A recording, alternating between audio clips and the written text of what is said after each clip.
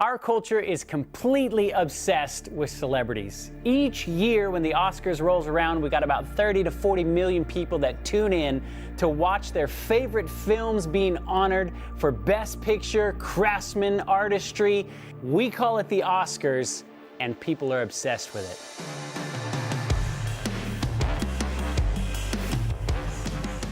And when you get this little golden statue, you become a star.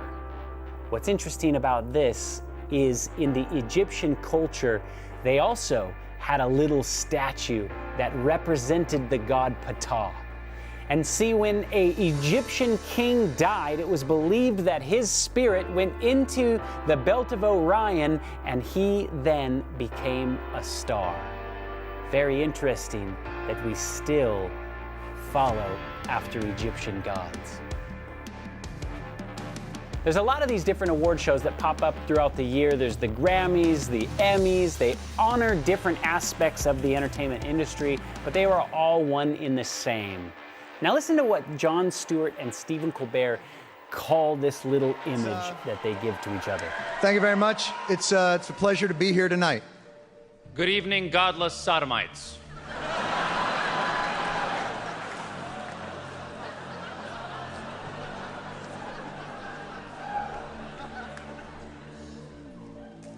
What are you doing?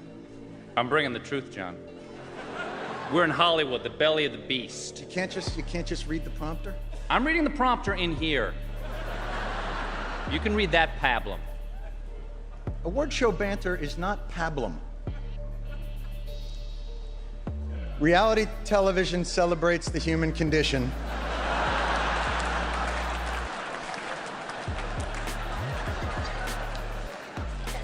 By illuminating what's extraordinary in the ordinary person.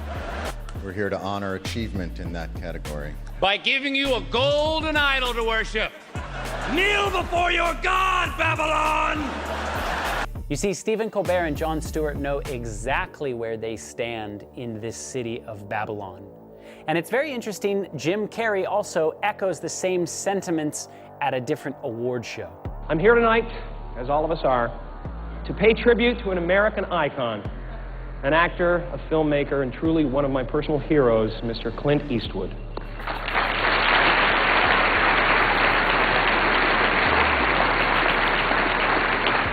I'm also here because the AFI is paying me $20,003, making me the highest paid megalomaniacal boy king in all of Babylon! When Kathy Griffith was given an Emmy Award, she lets us know exactly who is her God now. We're gonna run the unedited version. What? And be warned for you people, you may be offended, maybe. Watch. Now look, a lot of people come up here and they thank Jesus for this award. I want you to know that no one had less to do with this award than Jesus. He didn't help me a bit. So all I can say is, suck it, Jesus, this award is my God now! You see, a lot of these celebrities are very aware of the fact that they are treated like gods. Well, this year, and I'm thankful to the Oscar gods, we have a great crop of films. You are, of course, nominated this evening. How does it feel being nominated tonight? Always an incredible honor. The other names of the gentlemen are all gods as far as the category concerned. It's very interesting when you look up where the word Oscar actually comes from. It's Scandinavian and Old English in its origin, and it means divine strength or divine spear. Divine, of course, means of, from, or like a god, and a spear is a weapon. Is it possible, brothers and sisters, that Satan is using these celebrities and movies as godlike weapons against us? Up until 1999, the Oscars was held at a building called the Shrine, which was founded by William Florence and Walter Fleming, two high-ranking Scottish Rite Freemasons.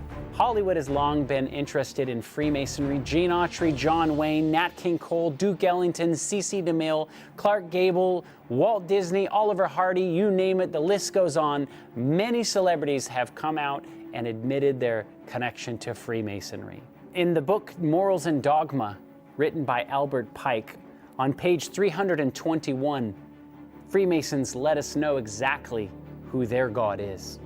It says Lucifer, the light bearer, strange and mysterious name given to the spirit of darkness. Lucifer, the son of the morning. It is he who bears the light. And with it, splendors intolerable, blinds feeble, sensual, or selfish souls. Doubt it not. When the movie Life is Beautiful was awarded at the Oscars, the camera quickly pulls back and shows a wide of the stage. When you pause it, you can see elements of Freemasonry built into the very set. If you look at a Masonic tracing board, a tool a Mason uses to teach and educate people involved in Freemasonry how to spot things that are connected to that organization, you can see the checkered floor, you can see the archways, you can see the sun motif in the background. All of these are letting you know exactly who owns this organization.